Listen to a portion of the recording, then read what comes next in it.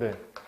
오늘 수업을 나가기 전에 우리가 이제 제가 되게 잘 열심히 하는 게 되게 계획 잡는 거잖아요. 우리가 지금까지 계획을 잡았기 때문에 영어를 3주 동안에 충분히 한 거고, 여러분들이 지금 수업만 잘 들었어도 제가 솔직히 한 지문과 안 한 지문의 얘기 나눠지잖아요. 여러분 집에 가서 보시면 알겠지만 제가 수업 안 한 지문 되게 말도 안 되게 쉬운 지문도 있어요. 제가 뭐 목적 빼고 뭐 신경 빼고 뭐 복합자문 빼고 다 빼고 가져온 거긴 하지만 빈칸 지문 중에서도 소재가 되게 쉬운 것들이 있어요. 여러분 읽으면 바로 해석할 수 있는 것들이 있단 말이에요. 그런 걸 제가 수업 안 하고 여러분이 딱 봤을 때 바로 이해가 안 되는 것들, 그걸 제가 수업했던 거였어요. 그래서 진짜 시간이 너무 없어. 그래서 제가 수업한 것만 공부를 했더라도 나쁜 게 아니에요, 지금. 그리고 지금 이번에 9월 달에 영어, 수특 영어에서 연계가 준수가 몇 개 됐죠? 9월달. 네. 수특 영어에서요? 몇 개 됐죠? 하나도 안 됐어요. 근데 우리 지금 영어 3주 동안 한 거예요. 왜냐면 만약에 우리가 지금 수한이랑 영도 급하니까 그것만 했어. 근데 수능에 한 개나 두 개 나올 수도 있잖아요. 근데 그렇다고 이제 수한보다 중요한 건 아니기 때문에 지금 미리 먼저 끝내는 거예요. 그래서 우리한테 남은 지금 8주가 있거든요. 8주 중에 6주를 이제 3주 동안 순수하게 영독을 위해 쓸 거고 3주 동안 또 수한을 위해 쓸 거란 말이에요. 또 운 좋은 사실은 수특 영어 같은 경우는 172개의 전체 지문이 있었어요. 그래서 여러분들한테 또 보내놨거든요. 제가 앞으로 찍는 모든 영상들 다 미리 다 보내놓을게요. 여러분들 필요하실 때 다 보실 수 있게끔. 근데 이번 영독은 제가 제거할 거 다 제거하다 보니까 150개밖에 안 돼요. 수한도 보니까요, 아마 한 142개 정도 돼요. 그러니까 우리가 점점 할수록 개수가 줄어드는 교재를 한다는 거죠. 그래서 제가 여러분들 계속 이제 강의가 쌓인 벅차잖아요. 아마 이번 주부터는 일주일에 한 3강? 제가 여기 2시간 하고 여러분들 따로 1시간만 더 들으면 될 정도로 1시간 동안 1시간 10분 정도? 그 정도만 들으면은 한 주의 인강을 다 들으니까 나머지는 제가 수업 안 한 부분은 따로 그 인강이 들을 시간에 공부할 수 있잖아요. 좀 그렇게 하길 바래요. 그래서 그런 걸 좀 말씀드리고 싶고, 또 한 가지는 우리가 지금 우리 계획을 세운다고 했잖아요. 오늘이 10월 13일이죠. 이때가 오늘 영독 1주를 시작하게 됩니다. 네, 이렇게 시작하는데 이 수업 시간에 보통 2시간을 하면은 제가 따로 인강을 3개 하나 찍어가지고 합해서 일주일에 한 3개 정도, 총 3개를 이제 들으면 되는 거거든요. 3개를 듣고 해석 복습을 하시고 제가 수업 안 한 거를 한번 해석해 보시면은 아마 충분히 공부가 되실 거예요. 그래서 제가 여러분들 해석 많이 하시니까 단어도 외울 필요 없다라고 얘기를 한 겁니다. 또 그 다음에 또 10월 20일 또 화요일이고 10월 27일 이때까지 2주차, 3주차에서 영독이 끝나는 거예요. 그러니까 여러분들이 매주마다 복습을 철저히만 해주시면은 충분히 수능 때 연계체감 느낄 수 있게 해드릴 수 있어요. 그리고 지금부터는 정말 중요한 영독이니까 제발 이번 주부터는 내신 끝났다고 했잖아요. 목숨을 거셔가지고 이 제가 수업하는 지문 현주에 50개예요.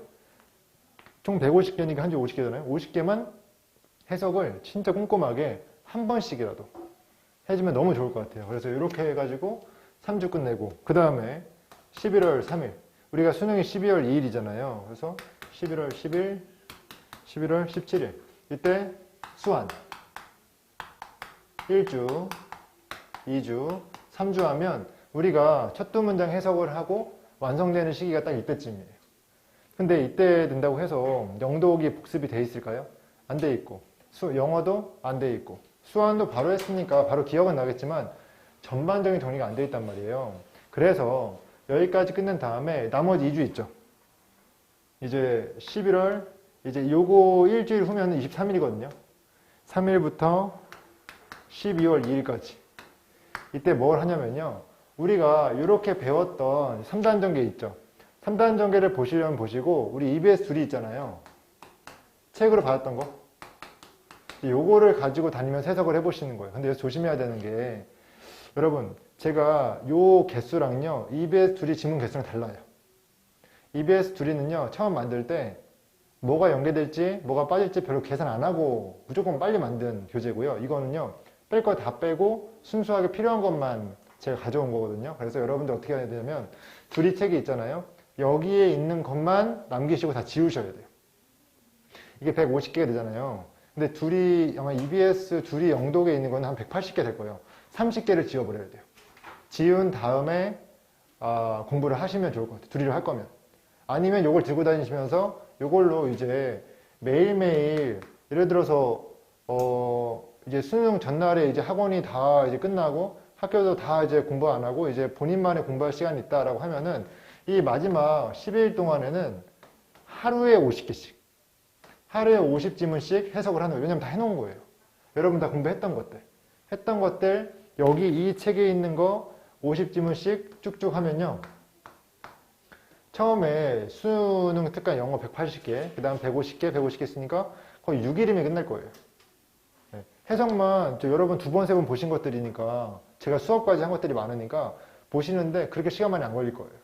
아마 요 50개를 보는데요. 한 2시간?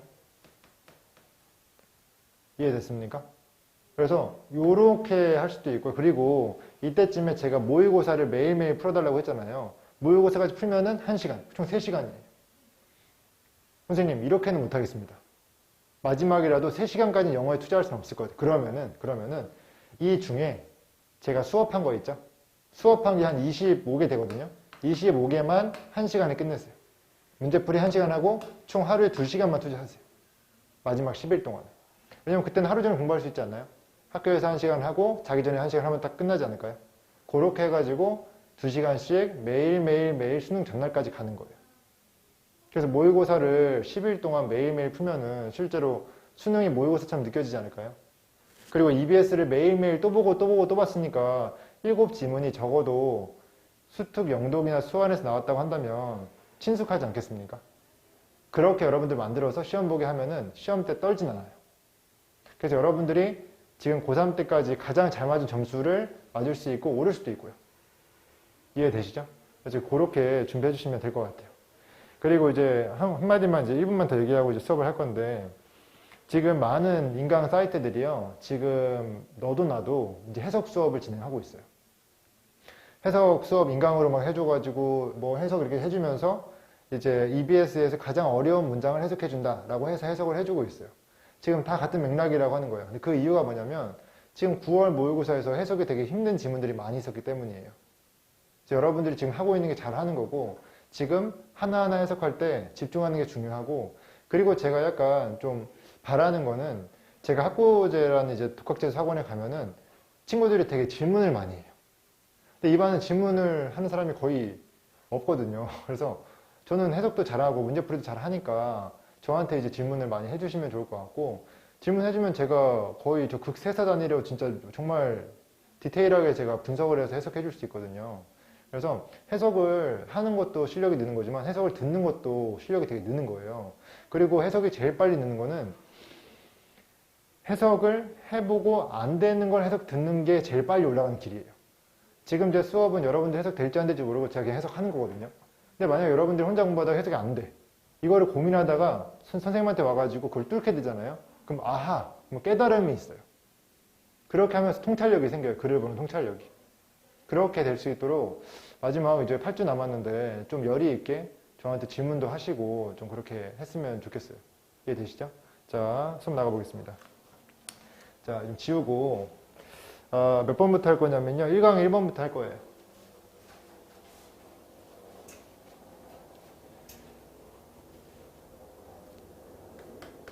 네, 그리고 제가 부를 때는 보시면 여기 1강에 1번 옆에 1번이라 적혀 있잖아요. 그래서 제가 1번이라고 말할 수도 있고요.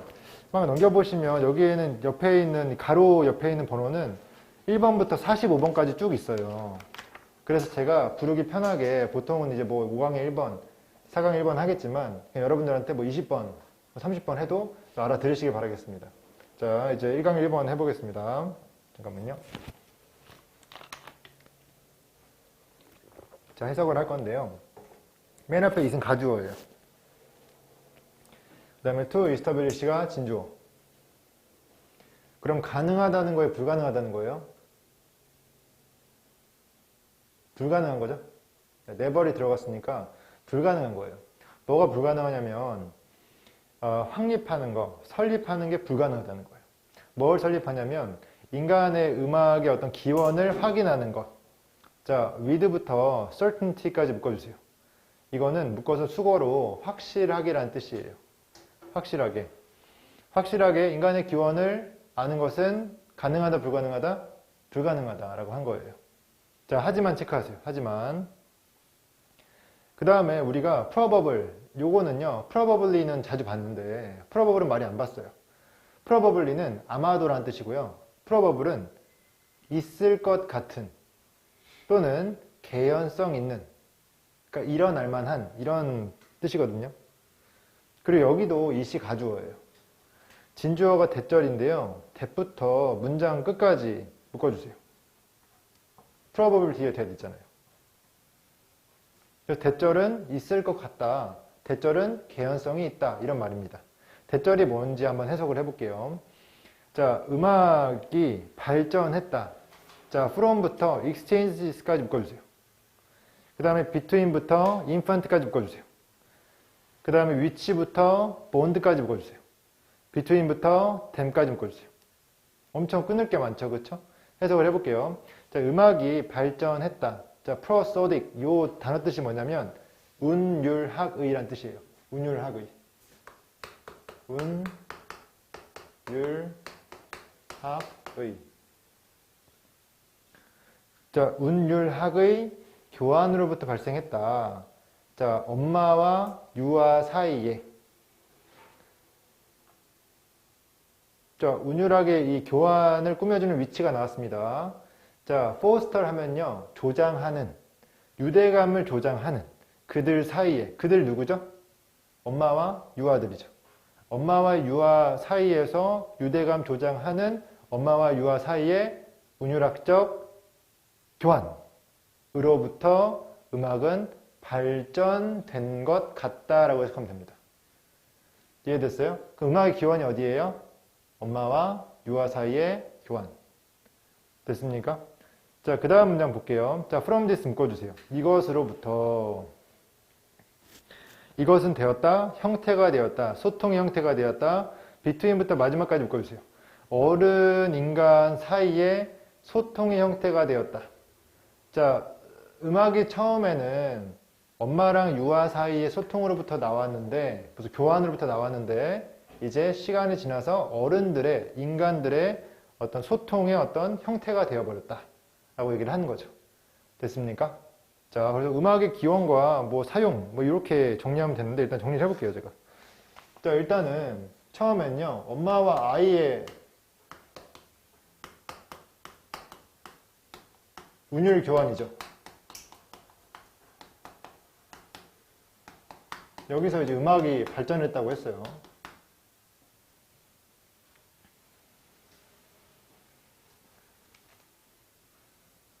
그게 이제 인간들도 사용한다 이렇게 얘기를 했는데, 자, 이걸 일단 적으신 다음에, 적었어요? 적었어요? 네, 그러면 이제 두 번째, 4단 전개 두 번째 문장 보세요. 말과 개념적 사고를 할 수 있는 능력이 발달함에 따라, 그러니까 말이 나온 거예요.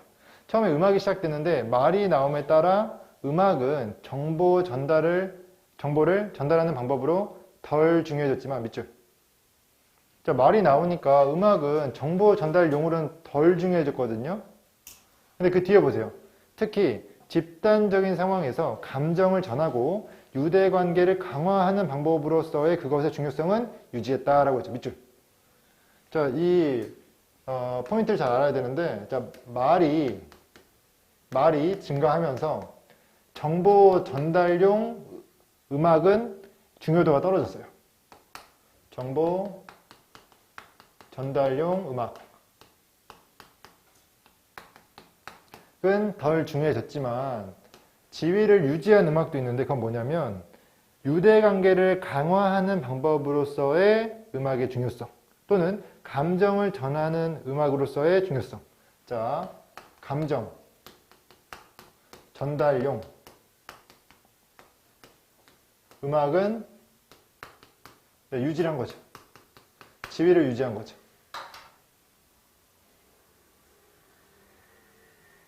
뭐 감정 전달용도 되고요. 유대 강화용도 있어요. 유대 강화요.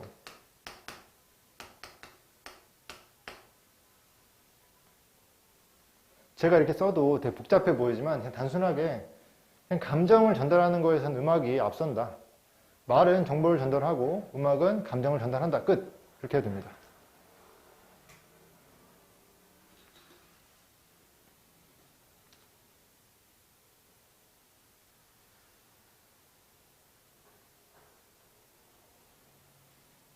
됐어요? 자, 그 다음에 세 번째 문장 가보세요. 음악은 공동의 목적에 이바지한 밑줄. 공동 목적에 이바지했고요. 그 예가 두 개 있는데 첫 번째가 종교의식, 두 번째가 전쟁이에요. 바꿔 말하면 종교의식과 전쟁을 하는데 음악이 이바지했다 안 했다? 했다라는 거죠. 됐습니까? 자, 그 다음 세 번째는 종교의식. 전쟁에 음악이 이바지함.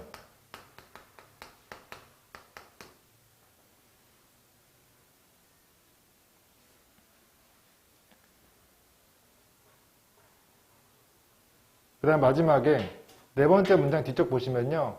사회적 의식과 공적인 행사의 부속물. 밑줄. 공적 행사의 부속물.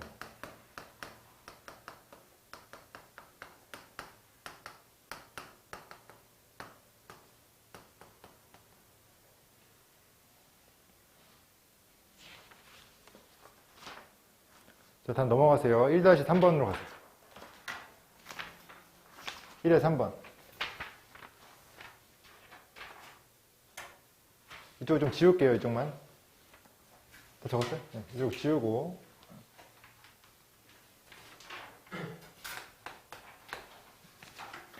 자, 해석해 보겠습니다. 자, 어휘 지식은 extend. 요게 팽창을 시키다, 확장을 시키다라는 거예요. 확장한다. 확장된다. 자, beyond부터요. paragraph까지 묶어주세요. 문장과 paragraph 하면 단락이거든요. 문장과 단락의 지역적 의미를 beyond, 넘어서 확장되는 거예요. 단어의 지식이요. 문장을 넘어버려. 단락을 뛰어넘어. 이해됐습니까? 지금 말하고자 하는 게 이 vocabulary, 단어라고 하는 게 큰 힘을 가졌다고 말하고 싶을까요? 작은 힘을 가졌다고 말하고 싶을까요? 큰 힘이에요. 큰 힘이라고 적어주세요. 큰 힘. beyond라는 말, extend란 말이 큰 힘을 가졌다라고 이제 생각할 수 있고요. 그 뒤에 이제 세미콜론 나오니까 즉 뒤에 또 부연 설명이 나옵니다. 자, 이것은 제공한다. insight 동그라미. 통찰력이라고 합니다. 자, into부터 문장 끝까지 묶어주시고 또 how부터 broadly까지 묶어주세요. 자, how 그쪽 해석을 해볼게요. 어떻게 글이 더 넓게 작동을 하는지 또 작용을 하는지로 통찰력을 제공한다. 이해됐어요?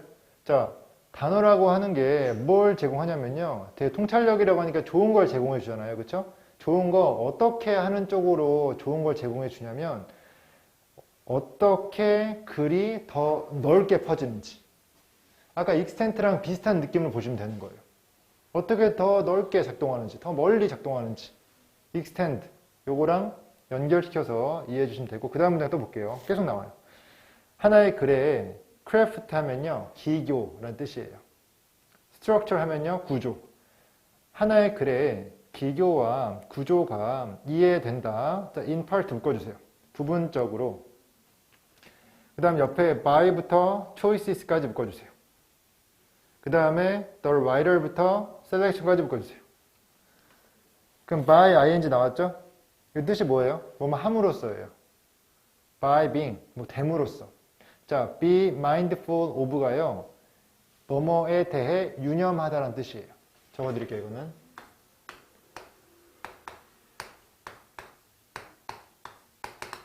뭐뭐에 유념하다.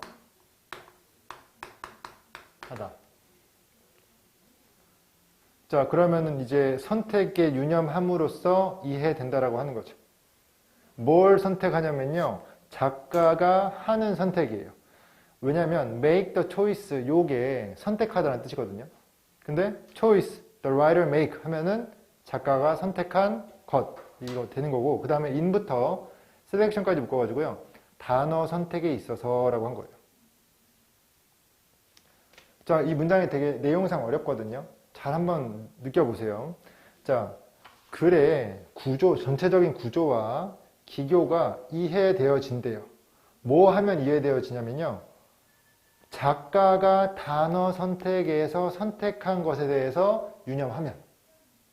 자, 그러면은 작가의 단어 선택이 글 자체의 어떤 기교, 글 자체의 어떤 구조에 영향을 미칩니까? 안 미칩니까? 미친다고 이해하면은 이해를 잘 하신 거예요. 이해됐어요? 왜냐하면 단어의 유념함으로써 기교가 이해된다. 단어의 유념함으로써 구조가 이해된다. 단어 한 개를 이해함으로써, 유념함으로써 글 전체의 구조가 이해된다고 했기 때문에 한 개를 통해 전체를 보는 것. 다시 말해 통찰력이라고 볼 수도 있고 확장시킨다는 말로도 연결시킬 수 있어요? 없어요? 있는 거죠. 이 문장이 되게 어려워요. 근데 요것만 가지고 이해할 필요는 없어요. 지금 제가 선생님이니까 해주는 거지 실제 아래에 내용 보면 또 연결할 게 있으니까 좀 참아보세요. 자, 그 다음 가볼게요.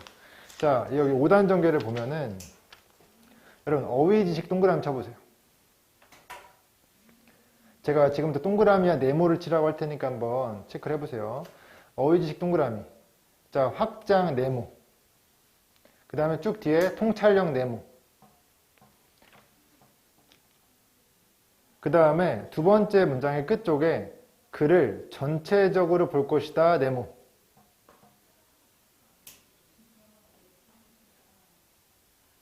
그 다음에 세 번째 줄 보시면 단어와 구절 동그라미, 옆에 분위기와 어조 네모. 그 다음에 네 번째 줄, 첫 번째 줄에 첫 번째 there 있어요. there 영어로 써져 있어요. there 동그라미. 그리고 찾으셨어요? 네 번째 줄에 첫 번째 그쵸. 그리고 다섯 번째 줄 뒤쪽에 여럿 존재한다는 것을 인정하도록 미묘하게 의미를 바꾼다 네모. 뒤쪽 네모.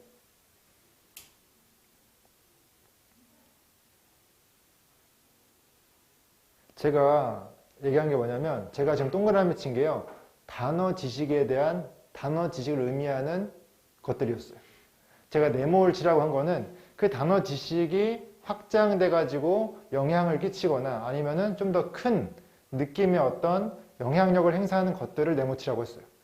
여러분들 다 지금 이해되지 않으시겠지만 집에 가셔가지고 한번 확인해보고 공부를 한번 해보세요. 네. 자, 제가 그럼 한 번 더 정리를 해주고 넘어가겠습니다. 자, 어휘 지식이라고 하는 게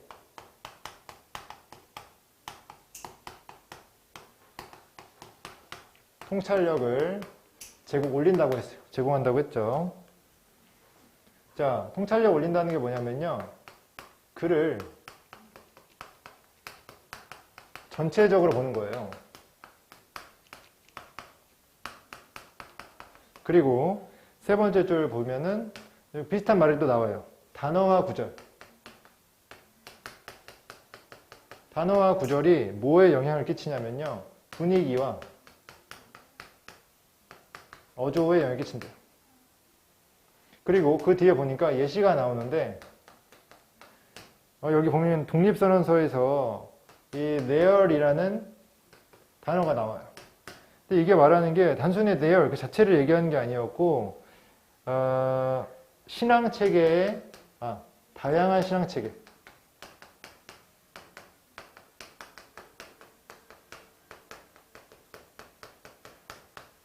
를 의미. 읽어보시는 건 여러분들 읽어보시고 네. 저는 설명만 해드릴게요. 왜냐면 이거를 뭐 지금 우리가 언어 시간이 아니니까 어휘 지식, 단어 구절, there 같은 거고요. 노란색 해볼게요. 통찰력, 글을 전체로 보는 것, 단어 하나가 아니라 전체적인 것, 또 전체적인 것, 큰 의미라고 할 수 있다고 하는 거죠. 그래서 이렇게 정리하면은 실제 이 시험을 볼 때 이렇게 정리할 수는 없겠지만 기본적으로 이런 메커니즘이 있다는 사실을 예측하고 들어가면요 훨씬 더 수월하게 문제를 접근할 수 있습니다.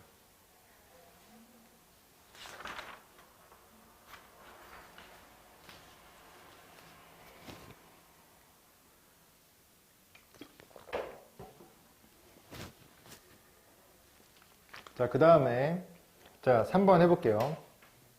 이렇게 모든 질문을 길게 하지 않을 겁니다. 뒤에 짧은 것도 있어요. 자, 윤리학은 그 자체로 주로 자 보세요. 여기 어디냐면 1강의 4번이에요. 1의 4번. 다 썼으면 여기도 좀 지울게요. 필기해야 되니까. 자, 윤리학은 그 자체로 여기 필기해주세요. is concerned with. be concerned with 하면요. 관련이 있다 라는 뜻이에요. 여기 not이 들어갔으니까 관련이 없다가 되겠죠.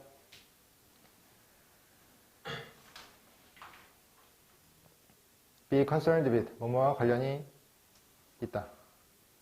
not이 있으니까 주로 관련이 없다.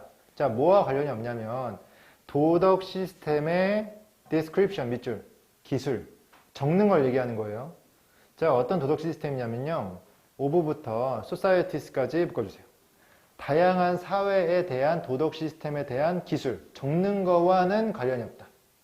이게 무슨 말이냐면 영국의 도덕 시스템 저거, 일본의 도덕 시스템 저거, 한국의 도덕 시스템 저거, 이런 것과는 윤리학이 관련이 없다고 하는 거예요. 자, 그 다음 볼게요. 그 일은, 적는 일. 자, 위치부터 description까지 다시 묶어주세요. 자, 기술의 어떤 수준으로 남아있는 그러한 일은 하나다. 무엇을 위한 하나냐면요. 자, anthropology 하면은 인류학이에요. sociology 하면은 사회학이에요. 인류학과 사회학이 그런 일을 한다는 거예요. 그럼 물어볼게요. 다양한 다양한 사회의 도덕 체계를 쓰는 거 있죠? 적는 거 있죠? 적는 건 누가 해야 되는 거예요? 인류학과 사회학이 하는 거죠. 윤리학이 하면 돼야 하는데요. 할 필요 없다고 하는 거예요. 됐습니까? 자, 그 다음 볼게요. 그 다음에 지금 일단은 이거 정리하고 볼게요. 제가 뭐라고 했냐면 다양한 사회의 도덕 체계를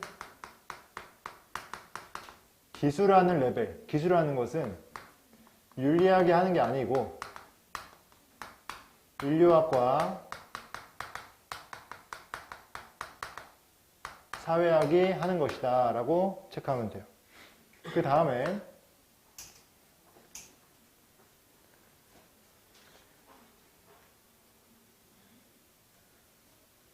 제가 지금 보니까 영어보다 시간이 더 많이 걸리네요. 4강을 찍어야 될 수도 있을 것 같아요.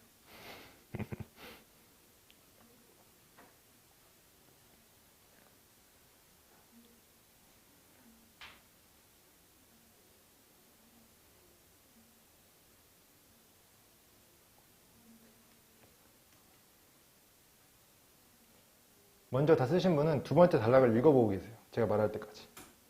시간 아까우니까. 됐어요? 두 번째 단락 읽어볼게요. 두 번째 문장. 자, 그럼에도 불구하고 윤리학은 도덕 체계 안에서의 차이에 주목해야 하는데, 자, 보세요. 그럼 어떤 말이에요?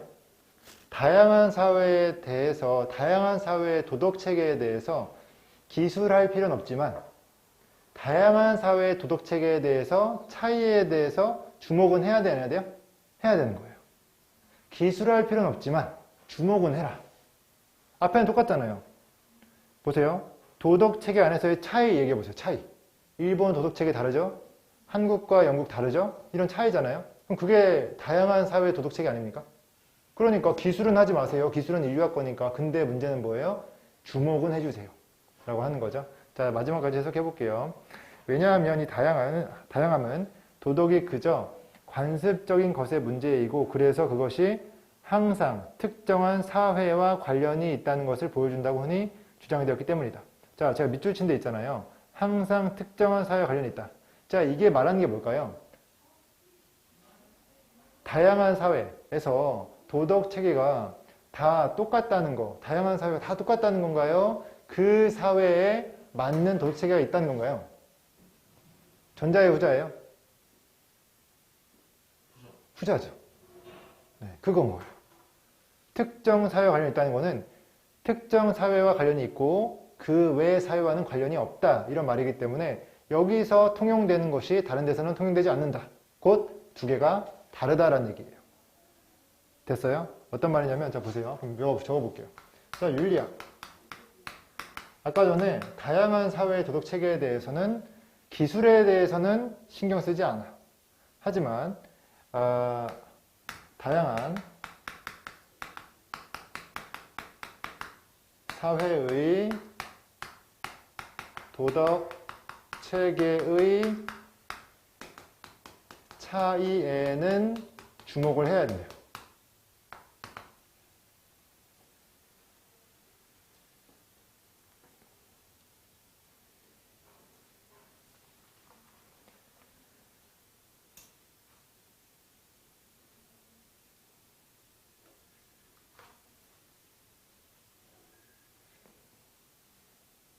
좀 이해가 돼요? 윤리학이라고 하는 게 특정 사회만 관련이 있고 그 밖을 벗어나면 윤리가 아닐 수도 있다라는 말에 대해서 이해를 해줘야 된다고 하는 거죠. 그럼 제가 물어볼게요. 윤리학이 이렇게 다른 사회마다 다 다른 윤리가 있는 건데 만약에 여러분한테 객관적인 윤리라는 말을 쓰면 될까요, 안 될까요? 객관적인 윤리라고 하는 것은 다 모두가 통용하고 모두가 다 공유하는 윤리거든요. 지금 이 지문 속에서는 객관적인 윤리가 말이 되는 말이에요, 안 되는 말이에요? 안 되는 말이에요.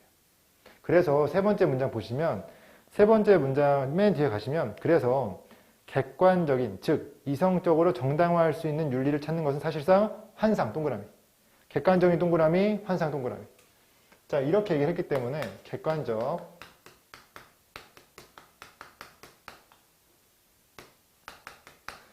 윤리는 환상이다. 어떤 느낌인지 아시겠어요? 윤리학이라고 하는 게 다양한 사회의 도덕체계에 대한 기술까지는 필요가 없는데 주목은 해야 돼. 그래서 다양한 사회에 다양한 윤리가 있단 말이야. 특정 사회와만 연관성이 있는. 그래서 객관성 있는 윤리, 객관적 윤리는 좀 말이 안 된다 라고 보여져 라고 하는 거예요. 내용이 별거 없죠. 그냥 윤리가 통용되는 게 없다라는 말밖에 안 되잖아요. 근데 이렇게 어렵게 말을 썼으니까 좀 우리가 이해하는데 좀 시간이 걸린 겁니다. 자, 제가 지금 지우고 있을 테니까 1강의 5번 해석을 좀 해주세요. 지우개가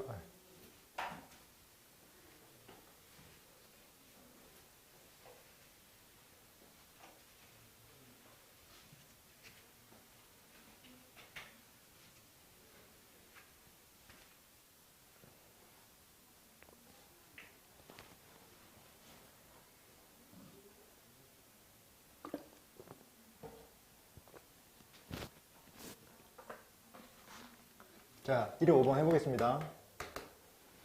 자, 7시 반까지 수업할 거예요. 우리가 반부터 시작이기 때문에. 자, 이상화된 소셜미디어. 자, 여기 적어보세요. 소셜미디어 공개라고 적어주세요. 소셜미디어 공개. 이상화된 소셜미디어 공개의 파괴는 twofold. 자, 뜻이 여러 가지 있는데요. 이중의, 이중창 할 때 이중 있잖아요. 이중의 라는 뜻이 있고 두 배의 라는 뜻이 있어요. 두 배. 네. 두 배 또는 이중이다. 두 가지다. 이렇게 볼 수 있는 거죠. 자, 그 다음에 문장을 해석해 볼게요. 자, 왼절부터 콤마까지 묶어주세요. 사람들이 읽을 때, 자, glowing 하면요, 이제 뭐 빛나는도 되고, 이제 뭔가 찬란한, 약간 멋진 이런 느낌이에요. 멋진, 찬란한, 스테이터스 업데이트 하면요, 상태 메시지 이런 거 있잖아요. 상태 업데이트. 다른 사람의 상태 업데이트를 읽을 때라고 하는 겁니다. 만약에 막 내가 이거 유튜브를 보고 있는데 막 벤틀리 탄 내 친구의 모습이 막 보여. 엄청 비싼 차를 타고 있는. 그럴 때, 자, 그들은 느낄지도 모릅니다. worse. 좀 약간 안 좋은 걸 느낄지도 모른다는 거죠. 자, above부터 콤마까지 묶어주세요. 그들 자신의 flawed 하면요, 결점이 있는 이란 뜻이에요. 결점 있는 자신의 삶에 대해서 안 좋음을 느낄지 모릅니다. 왜냐면 나는 그런 게 없으니까. 자, 특히나 이 especially부터요. people까지 묶어주시고요. who부터 마지막까지 묶어주세요. 특히나 만약에 그들이 일종의 사람일 때 어떤 사람들이냐면 who tend to judge. 자, tend to 하면 뭐만 경향이 있다죠. 판단하는 경향이 있는. 그리고 뒤에 self-worth 하면요. 자기의 가치예요. 그들의 가치, 그들 자신의 가치를 평가하는. 자, in부터 others까지 다시 묶어주세요. 다른 사람과 비교하여. 자, 지금 남의 잘 나가는 상태 메시지를 보면요. 되게 기분이 나빠진 애들이 있대요. 근데 그 친구들은 어떤 친구들이에요? 남들과 비교해서 나를 판단하는 사람들이죠. 이해됩니까? 자, 적어 보겠습니다, 일단. 타인의 멋짐. 이 멋짐이 지금 이 지문에서는 나에 대한 비관으로 이어질 수 있어요. 이런 나는 어떤 나냐면요, 타인 의식하는 사람들. 이런 문제가 있을 수 있다. SNS에서 되게 잘 나가는 친구를 보면은 기분이 다운되는 그런 상황인 거죠.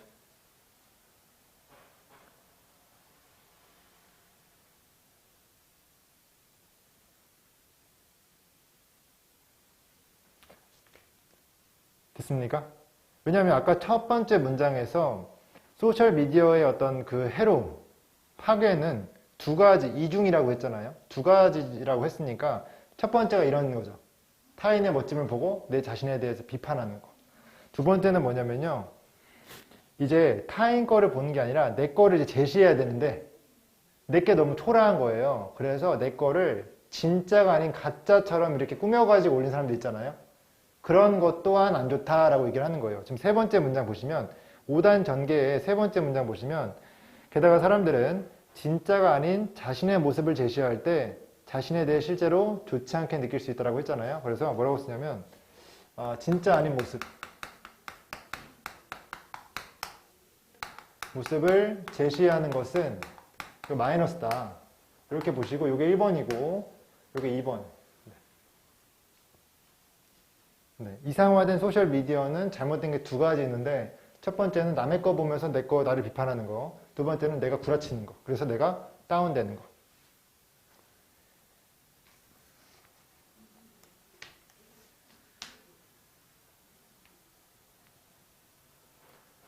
됐어요? 자, 그 다음에 5단 전개에서 네 번째 문장과 다섯 번째 문장을 묶어주세요. 여기에 이것과 관련된 예시가 나오거든요. 예시가 어떤 거냐면 실험이 나와요. 실험이 나오는데 실험에서 어떤 단어를 보여줘요. 단어는 실제 있는 단어가 아니에요. 근데 그 단어를 보고 사람들이 두 부류로 나눠요. 첫 번째는 이해하는 척하는 놈들. 이해하는 척. 얘는 이해 못하는. 당연히 단어가 있는 단어가 아니니까 당연히 이해 못하는 게 당연하죠. 그러니까 얘네는 솔직한 친구들이고 얘는 거짓말하는 친구들이죠. 근데 여기까지만 봐도 결과가 뻔하지 않습니까? 누가 안 좋을 것 같아요? 거짓말하는 애들이 훨씬 더 안 좋을 것 같죠? 그래서 얘네 결과는 마이너스, 얘네는 플러스. 결과는 자존감에 대한 결과인데요. 이런 위에 애들은 자존감이 낮았다. 아래 애들은 자존감이 높았다. 이렇게 이해해 주시면 됩니다. 다 했으면은 이제 5번 가볼게요. 자, 5번. 1강의 9번. 자, 1강의 9번 하기 전에 as 뜻 한 번만 더 정리하고 갈게요. 자, as가 접속사 할 때가 있고 전치사 할 때가 있죠. 자, 1번 뭐뭐 할 때, 2번 뭐뭐 때문에, 3번 뭐뭐임에도 불구하고,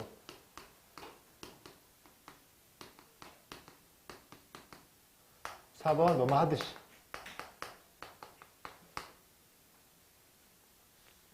전치사일 때는 1번 뭐뭐로써, 2번 뭐뭐처럼.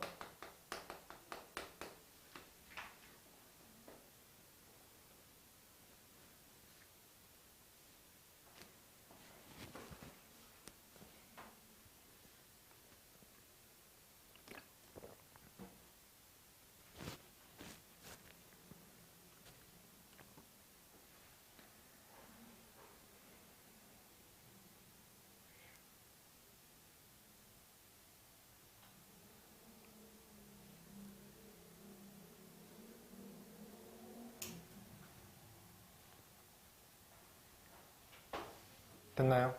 다 쓰신 분은 영어 한번 읽어보고 계세요. 한 10초 정도. 한 문장이라도. 됐나요? 자, 이제 해석해 볼게요. 자, as부터 taut까지 묶어주세요.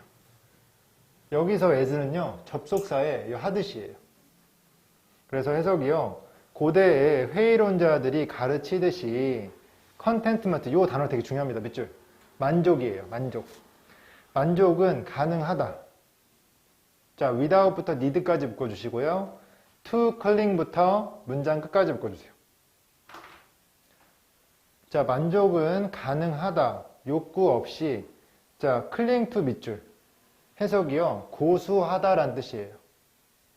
무엇을 고수하다. 고집하다. 자, 고수하는 필요, 욕구 없이. 뭘 고수하냐면요, comforting belief 하면요, 요게 위로가 되는 믿음이에요. 위로하는 믿음. 위로하는 믿음에 대한 고수하는 욕구 없이 만족은 가능하다. 그러면 위로가 되는 믿음 있잖아요. 막 예를 들어서 막 신에 대한 믿음. 필요하다는 겁니까? 필요하지 않다는 겁니까? 자, 만족이 그거 없이 된대요. 그럼 필요 없다는 거잖아요. 적어주세요. 믿음 필요 없다. 제가 방금 해석한 문장 바로 아래다가 믿음 필요 없다. 믿음 없이도 만족은 가능하다. 됐나요? 그 다음 문장 볼게요. 자, as proof 묶어주세요. 여기서 as는 전치사예요. 증거로서 우리는 가진다. 예시를 데이비드 휴음이라는 사람의 예시를 가진다. 자, 후부터요, 마지막까지 묶어주세요. 어떤 사람이냐면 사한 사람인데요, 전체적으로 admirable, 이게 뭐냐면 감탄할 만한 삶이에요. 그럼 좋은 거예요, 안 좋은 거예요? 플러스죠? admirable life의 아래다가 플러스라고 해주시고, 자, 감탄할 만한 삶을 살았대요. 그 뒤에 without부터 마지막까지 묶어주세요. 그럼 생각해 보세요. 이 without 뒤에는 뭐가 나와야 될까요?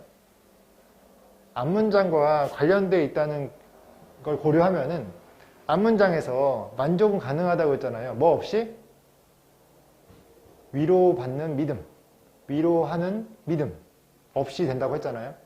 그럼 두 번째 문장에서도 이 사람이 감탄할 만한 좋은 삶을 살았대. 만족스러운 삶을 살았대. 뭐 없이? 위로할 만한 믿음, 위로받을 만한 믿음. 그것을 재진술하는 부분이 나오겠죠? 보세요. 어떠한 믿음, 초자연적인 것에 대한 믿음이라 했어요. 여기에 네모칸 쳐보세요.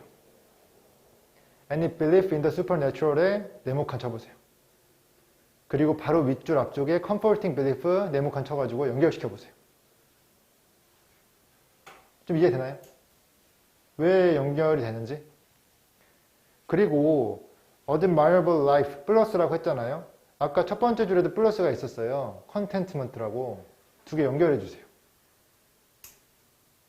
첫 번째 줄에 만족이랑요, 세 번째 줄에 감탄할 만한 삶 연결. 이해됐어요? 지금 이 필자가 말하고자 하는 게 뭐냐면, 야, 그딴 믿음 필요 없어. 그럼 믿음에 의존하지 마. 그거 없이도 행복할 수 있어 라고 말하는 거예요. 근데 이게 똑같은 문장이 계속 나와요. 자, 이제 한글 해볼게요.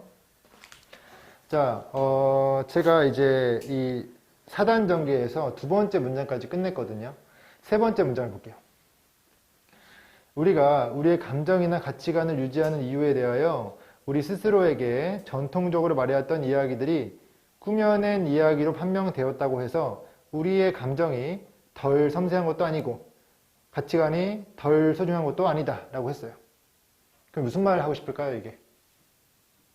믿음을 갖든 안 갖든 우리의 삶은 소중하다. 됐어요? 무슨 말이냐면 바로 앞에 제가 전통적으로 말해왔던 이야기들이 이거 있죠. 전통적으로 말해왔던 이야기들. 뭔가 고전이 되기도 하고 특수한 믿음이 될 수도 있잖아요. 근데 그게 꾸몄든 안 꾸몄든 뭐가 중요하냐. 꾸며도 우리의 지금까지의 삶은 엄청 소중한데 우리의 삶은 만족스러운데 지금 비슷한 느낌 나지 않아요? 그래서 전통적으로 말해왔던 이야기들 요거를 네모칸 쳐보세요. 네모칸 치고 두 번째 줄에 있는 초자연적인 존재에 대한 어떠한 믿음 있죠? 네모칸 쳐서 연결시켜보세요.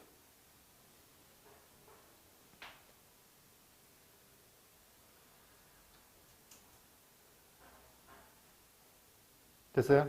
그리고 그 세 번째 줄 마지막 쪽에 있는 가치관이 덜 소중한 것도 아니다까지 네모칸 쳐보세요.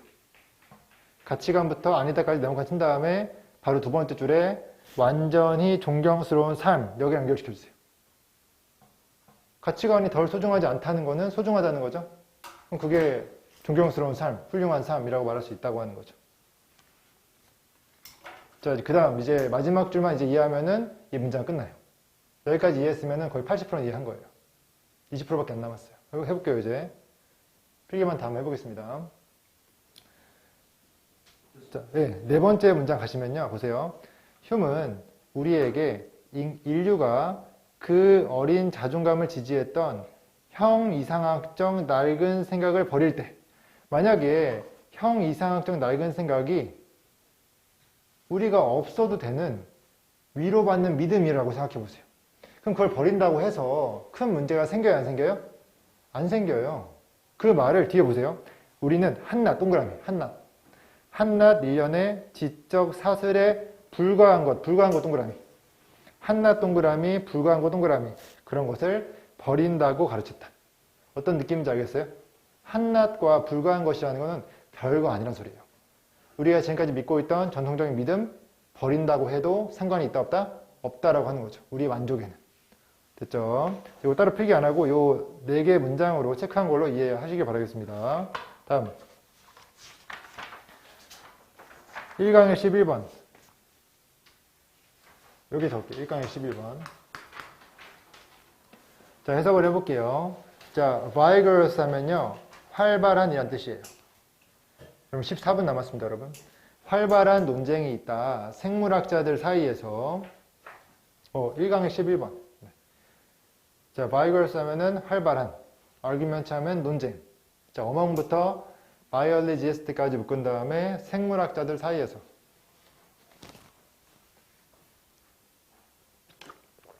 자, 어떤 논쟁이 있냐면 이 뒤에가 중요해요. 이 뒤에가 해석이 안 돼가지고 이 문제 풀 때 애들이 어려워했어요. 일단은 about부터 문장 끝까지 묶어주세요. 네. biologist 옆에 about 있잖아요. about부터 문장 끝까지 묶어주시고 또 whether부터 문장 끝까지 묶어주세요. 그리고 주어를 잘 골라야 되는데요. 주어가요. complicated부터 mammouth까지가 주어예요. 전체가 다 주어예요.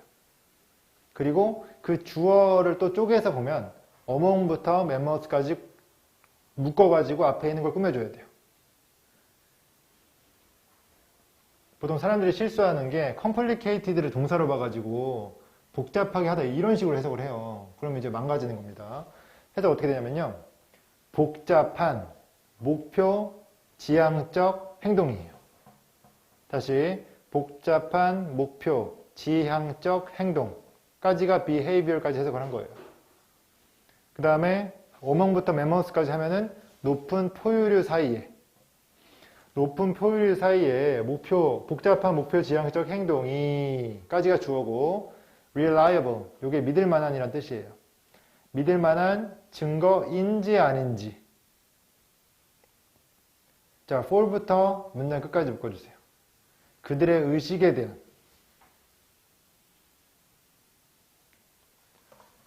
이렇게 말하는 거예요. 동물이 살라고 집을 지으려고 해요. 그럼 목표 지향적 행동이잖아요. 그럼 그 목표 지향적 행동을 한다는 거는 그들이 의식이 있다는 건가요? 라고 물어보는 거예요. 그런 거에 대한 엄청난 논쟁이 있다는 거예요. 그러니까 어떤 사람들은 집을 짓는데도 야 의식 없어 쟤네들. 그냥 막 짓는 거야. 반사적으로 짓는 거야. 어떤 애들은 아니다. 쟤네들은 생각을 하고 짓는다. 의식이 있다. 라고 의견 분분한 거죠. 이해됐습니까? 자, 그 다음 문장 볼게요. 사실, indeed, 사실. 의식에 대한 admission 하면요. 뜻이 입장 또는 허가 이런 뜻이에요. 자, 입장을 해볼게요. 자, 동물 연구로의 의식에 대한 입장은 꽤 최근의 현상이다. 무슨 말이냐면 동물 연구에서 의식을 연구하는 거 있잖아요. 그거는 최근의 일이라는 거예요. 원래 그딴 거 연구 안 했다는 거죠. 내용이 살짝 한 가지만 얘기하는 게 아니라 여러 가지 얘기하고 있어가지고 좀 정리가 안 될 수 있는데 한번 해볼게요. 그래도 자 일단은 이 5단 전기를 보시면요. 첫 번째 줄 보시면 제가 해석한 문장 그대로예요. 목표 지향적 행동이 의식이 있기 때문에 한 건지 의식이 없어도 한 건지에 대한 어떤 믿을 만한 증거 관련돼서 엄청난 논쟁이 있다. 됐어요? 자 적어볼게요. 동물 의식에 관한 논쟁이죠. 어떨 때 이런 논쟁을 하냐면 목표 지향적 행동 시.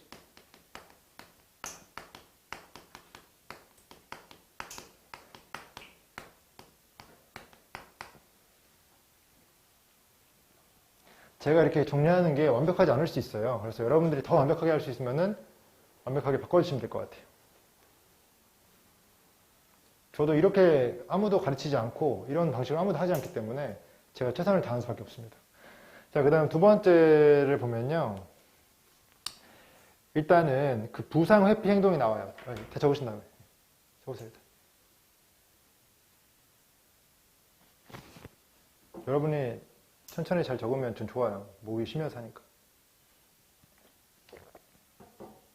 저번 주에 성대가 아파서 병원 갔다 왔어요. 이 수업은 아주 지옥 같은 수업이에요. 말을 혼자 계속 해야 돼가지고.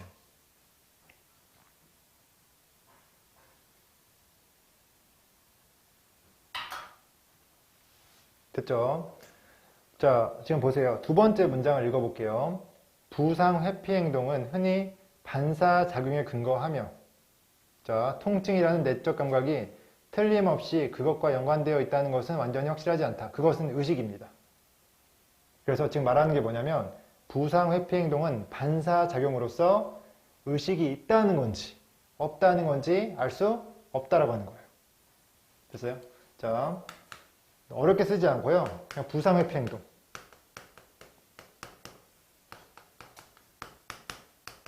행동 언급을 했다고만 얘기를 할게요. 네, 우리 알 수 없다고 했잖아요. 그렇죠?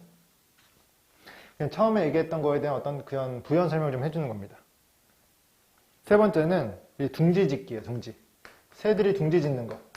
이것도 목표 지향적 행동이라고 할 수 있지만 의식이 있는지 없는지 몰라 라는 진술을 하고 있어요. 됐습니까? 그래서 이런 걸로 논쟁을 하고 있다는 거를 돕고 있다. 이 정도로 보시면 되고 이 다음에 내용이 좀 나눠져요. 다 적으신 다음에 네 번째 문장을 볼게요. 자, 가운데 쪽에 문어와 오징어 말하면 될까요? 다 적었어요? 네. 해볼게요. 네 번째 문장 가운데 쪽 문어와 오징어는 우리 자신과는 완전히 다른 뇌의 해부학적 구조를 가지고 있고 우리의 공통된 조상은 아마도 뇌가 전혀 없었을 것이다. 자, 적어볼게요. 자, 문어 같은 거 있잖아요. 문어 뇌 조직 다름 조상 뇌 없음. 자, 분명히 위에서는 의식에 대해서 얘기했거든요. 어떤 특정 행동이 의식이 있다는 건지 없다는 건지 얘기했는데 갑자기 문어는 이 뇌에 대한 언급을 해준단 말이죠. 이 뇌라는 게 뭐 의식이 있는지 없는지를 확인하는 그런 설명은 추가적으로 없고 그냥 뇌가 없다, 뇌가 다르다 라고 했어요.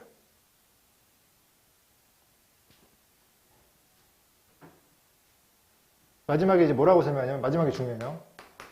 마지막이 다 적으신 다음에 먼저 쓰신 분들은 이제 마지막 읽어주세요. 한번 읽어보세요.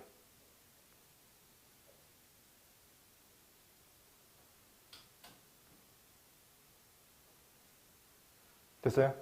자, 마지막 문장 보시면 만약 그것들이, 여기서 그것들은 조상이 될 수도 있고요. 문어와 오징어예요. 이 친구들이 의식적인 존재의 영역에 포함된다면 이것은 의식이 특정한 유형의 뇌의 해부학적인 구조에 달려있지 않다는 것을 보여준다. 밑줄.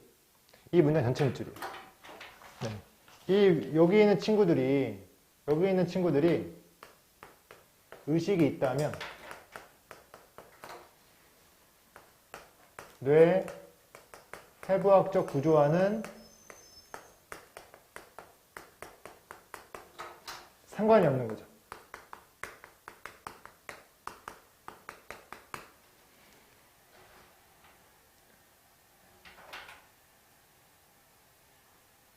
치워줄까?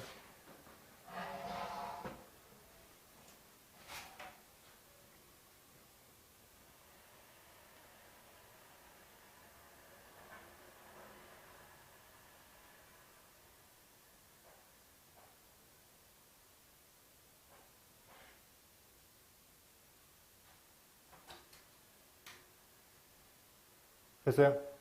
자, 이거를 어떻게 이해할 것인가 한번 제가 말씀드려볼게요. 그냥 편하게 동물 의식에 대한 논쟁이다 라고 묶어주시면 돼요. 처음에는 어떤 게 있었냐면 이 어떤 특정 동물의 부상 회피 행동, 이것은 반사 행동이지 의식이 있다는 것에 대해서 논쟁이 있다. 또 새의 둥지 짓기, 이것도 목표 지향적 행동이지만 이걸 통해서 의식이 있다 없다는 알 수 없다. 그럼 의식에 대해서 연구를 하는 것 중에 하나가 되는 거잖아요. 또 이 의식을 연구함에 있어 가지고 우리가 문어와 조상을 연구했는데 뇌 조직이 좀 다르고 또 뇌가 없더라. 근데 얘네들이 또 의식적인 행동을 또 했단 말입니다. 그렇기 때문에 또 여기서 우리가 알 수 있는 거는 뇌 해부학적 구조와는 의식은 좀 상관이 없다. 이렇게 이제 알아낸 거죠. 이걸 통해서 첫 번째 사실을 알아내고 두 번째를 통해서 구조와는 상관없다. 두 번째 알아내고 이건 잘 알 수 없다. 의식이 있는 점을 알 수 없다. 여기는 해부학적 구조와는 관련 없다. 이렇게 나눠서 이해해 주시면 될 것 같아요. 아마 이런 거는 순서와 삽입이 나올 가능성이 크고 우리 요즘에 순서랑 삽입 같은 게 같은 내용을 말하고 있는 쪽에 붙여야 될 거 아닙니까? 그래서 이 두 개는 확연히 약간 다른 내용을 말하고 있다라고 이제 보여지는 겁니다. 같은 의식에 대한 얘기지만 뇌라는 해부학적 구조에 대해서 얘기하고 있고 위에는 특정 어떤 동물들의 행동에 대한 의식의 유무, 여기에 대해서 얘기하고 있으니까 확실히 다른 얘기를 하고 있다. 어떤 건지 알겠습니까? 그래서 이렇게 정리하면 될 것 같습니다. 자, 한 질문 더 하고 쉬었다 하겠습니다.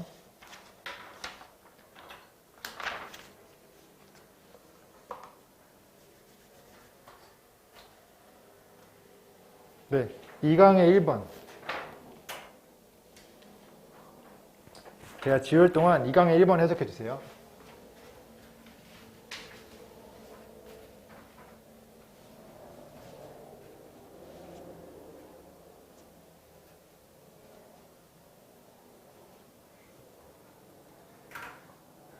요거는 금방 끝날 수 있는 거예요. 요거 한 3분 안에 끝내보겠습니다. 자, 2강의 1번. 자, 너의 안락지역입니다. 너의 안락지역은 자, like부터요, barrier까지 묶어주시고 around부터 you까지 묶어주시고 inside부터 문장 끝까지 묶어주세요. inside 여기서 전치사인 거 아시죠? inside which. 그것 내부에서 주어가 동사하는 그러한 명사. 해석해 보겠습니다. 너의 안락지역은 보이지 않는 장벽과 같다. 네 주변에. 내 주위에 있는 장벽이 있대요. 안락존. 자, 그것 안에서, 그 안락존 안에서, 자, if부터 stay까지 묶어보세요. 지금 위치절 안에서 지금 부사절이 또 있는 거예요. 너가 머문다면 너는 안락을 느낄 것이다. 당연하죠. 안락지역이니까. 안락지역인데 안락지역에 있으면 당연히 안락을 느끼죠. 그 다음에 당신의 안락존 그리고 당신의 자신감은 서로 연결되어 있다라고 한 거예요. 안락존에 있으면은 자신감이 좋아진다 이런 말 아닐까요? 이렇게 정리할 수 있어요. 그래서 일단 정리해보면 안락지대는 안락함, 또 컨피던스 있었으니까 자신감, 이딴 거를 보장해주는 지대다라고 이제 얘기할 수 있고,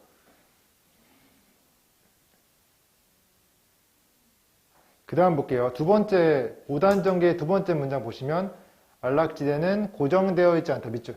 네. 고정이 안 되어 있네요. 그러면은 어제 안락했던 그런 부분이 오늘 안락하지 않게 될 수 있을까요? 없을까요? 될 수 있겠죠. 고정되어 있지 않다고 했으니까. 세 번째 문장 볼게요. 안락지대 안에서 계속 머물러 있으면 그것이 줄어든대요. 가만히 있는 게 아니야. 안락지대 바깥에 있는 것에 대한 공포로 여러분을 채우고, 그럼 가만히 있으면 돼요? 안 돼요? 안 된다는 거예요. 가만히 있지 마라 라는 거를 이해하시면 될 것 같아요. 그 뒤 자신감은 감소. 가만히 있으면 공포가 생기고 자신감은 떨어진다. 됐어요? 자, 가만히 있으면 공포 올라가고 자신감 떨어지고.